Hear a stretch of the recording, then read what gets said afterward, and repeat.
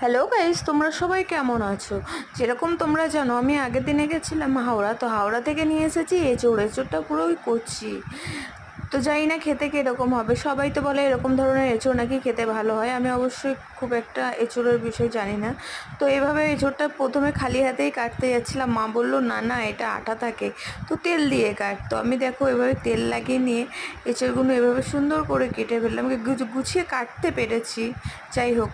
তো এভাবে এঁচোড়গুলো গুছিয়ে কাটতে পেরেছি। এবার আলুগুলো ভাজছি। আলুগুলো ভাজতে গিয়ে তো এত গায়ের মধ্যে তেল ছিটিয়ে গেল, দিয়ে চটচট করে জ্বলতে আরম্ভ করলো। তারপরে চিংড়ি মাছগুলো ভেজে নিয়েছি, মশলাটা রেডি করে নিয়েছি। রেডি করে কড়াইয়ের মধ্যে এভাবে কষিয়ে যখন কষাটা হয়েছে, ও হো, দেখেই তো জিভে জল চলে এসেছে। এত সুন্দর একটা তরকারি, মানে গন্ধ ছাড়ছিল, এত সুন্দর একটা স্মেল ছাড়ছিল, কি বলবো। তো সত্যি, তোমাদের কেমন লাগলো তো তোমরা আমাকে কমেন্টে